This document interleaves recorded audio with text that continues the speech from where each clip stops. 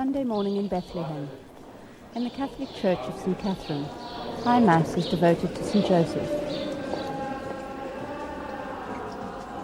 The church is full.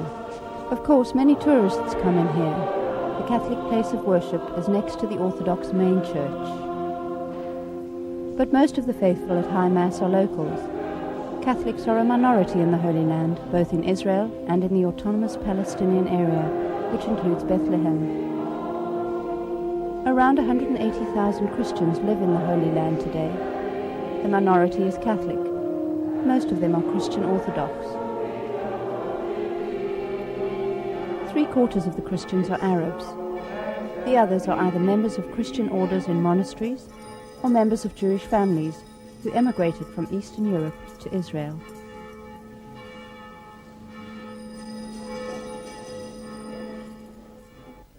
The Nativity site in Bethlehem this morning. Thousands of Christians and Muslims greet the Pope in Jesus' birthplace. On his arrival, the Holy Father kissed Palestinian ground, a symbolic gesture seen by many as a recognition of Palestinian claims of statehood. Let us pray. Islam is omnipresent in Bethlehem today. It is seen and heard everywhere. The Pope's Mass is briefly interrupted by the Muslims' call to prayer.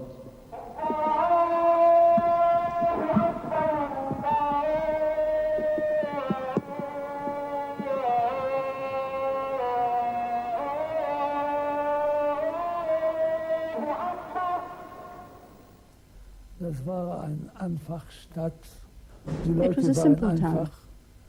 The people were simple. They didn't aspire to a fancy lifestyle. And the church played a large role in their lives.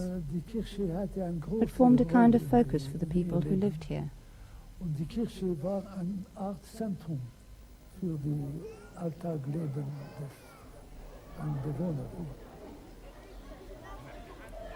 Even today, there are still Sunday debates about business and politics in the churchyard.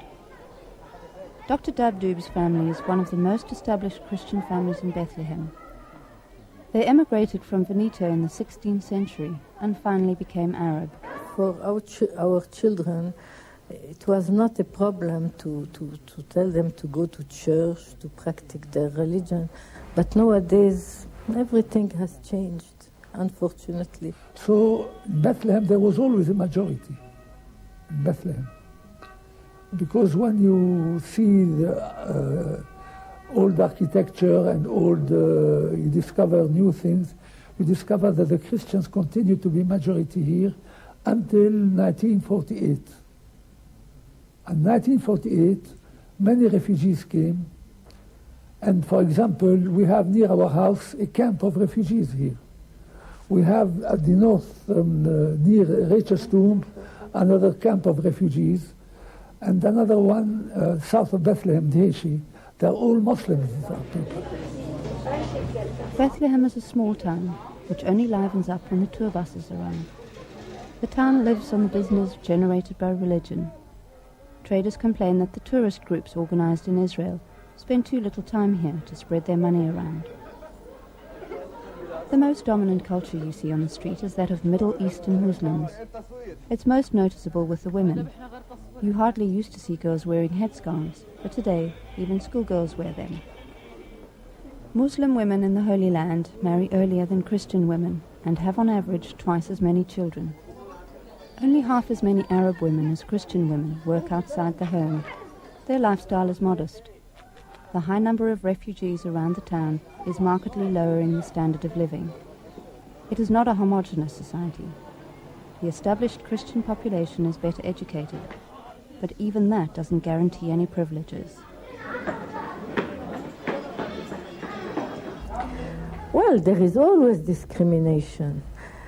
Let's say if a Christian apply for a job and a Muslim apply for a job, for the same job, they don't look at the competence of the guy, but religion has a big role, and they prefer to take a Muslim. We never could say what we wanted to say, never. Since I was born till now, not a single day I could say what I think. whether with the Jordanian, whether with the Britishers, whether with the Israelis, or whether with the present regime. Yeah. You have no freedom of expression. Just a few kilometers north is Jerusalem, the garden of the Domitio monastery. Appearances are not deceiving. Contact with the volatile Middle Eastern surroundings is limited.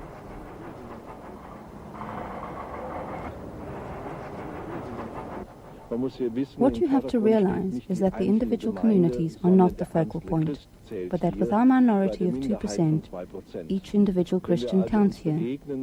So when we meet one another, we see each other as Christians, and not primarily as monks, Catholics, Protestants, or Greek Orthodox.